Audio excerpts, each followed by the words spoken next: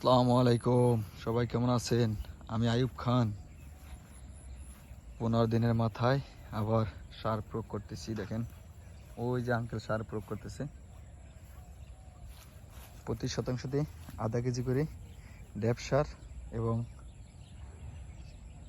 80% 3 KG ম্যাগমা, 3 KG থিওবিট, 3 KG গ্রেজিং গ্রোথ বৃদ্ধি করার জন্য এগুলো ব্যবহার করতেছি। সবাই দোয়া করবেন। পরবর্তী ভিডিওটা অনেক বড় আছে, সেখানে সব কিছু বিস্তারিত তুলে ধরছি। আশা করি পুরো ভিডিও জুড়ে থাকবেন। ভিডিও দেখলে হয়তো উপকৃত হবেন।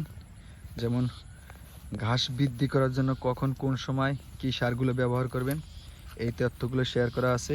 সেটা উঁচা জমি হোক এবং পানির জমি হোক, যে কোনো জমিতে সেওয়াযুক্ত জায়গায় হোক,